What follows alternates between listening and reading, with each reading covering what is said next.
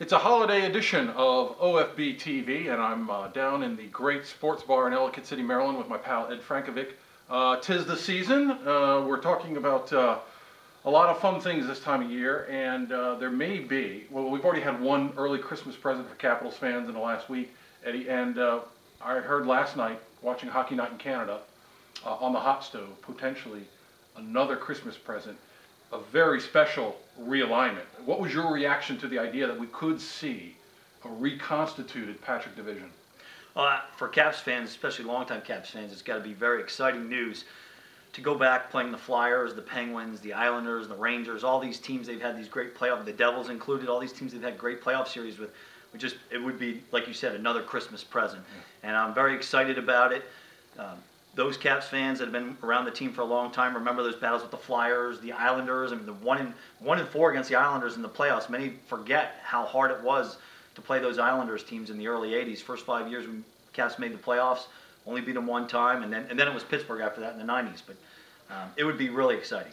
One of the things I want to do with you today on this visit is reminisce, go down memory lane a little bit, to try to give fans, especially ones who are newer to following the Capitals, an appreciation for what was so distinctive about this Patrick division setup. One of the things I remember most was in the '80s, you had the Capitals had to get past the New York Islanders, who just happened to be a dynasty, and so they had to face them almost in the first round of every year when they qualified, and so they were taken out a lot by what was a dynastic club. But that's the way it was in the divisional setup, and the NHL now in this proposal is talking about bringing that back. What do you kind of remember among those memories? Well, I absolutely remember the Islanders. The first 5 years the Capitals made the playoffs, it was against the Islanders. The first year they were just happy to make the playoffs under Brian Murray, and the Islanders took them out in the first round. The next year the Caps get in, they beat the Flyers in 3. Again, they play the Islanders, they lose. It was the Islanders had won the Cup the year before, and then this was the first year that Edmonton would win the Cup. And then there's great battles with the Rangers, the Flyers. You go back to some brutal battles with New Jersey Devils when Jim Schoenfeld was coaching the Devils in 1988 after the Caps beat the Flyers in 7 games. The great Dale Hunter goal to advance the second round. Rod Langway gets cut by Pat Verbeek, and they go 7 games, and Schoenfeld's Devils beat the Caps in 7. Even after the Capitals were removed from the Patrick division, it was basically abolished by Gary Bettman, those rivalries remained. What happened? What was so distinctive about it that allowed for that? I mean, when Pittsburgh comes to town now, it's a special game. They're not in the division.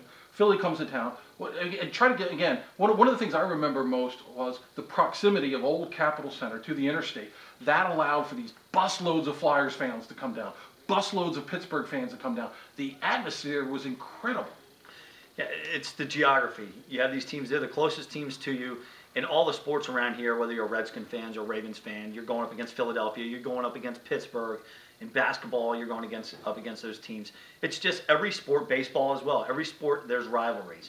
And hockey, whether it's Washington, Pittsburgh, or Washington, Philadelphia, Washington, New York. I mean, everybody here pretty much love visiting New York, but you root against every team from there. Yeah.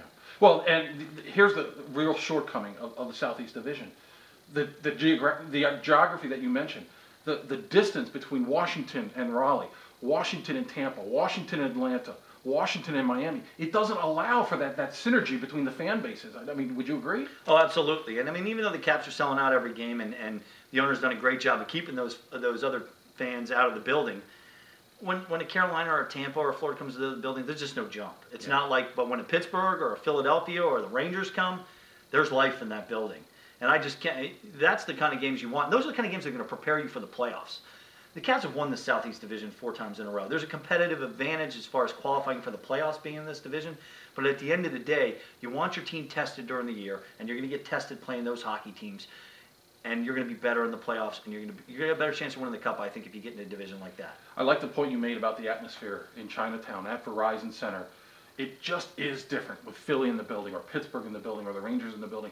I think if you really want to see Washington become a hockey town, reconstitute that Patrick division, and we should mention too that Carolina would be involved in part of this scheme, but you will see a different atmosphere downtown.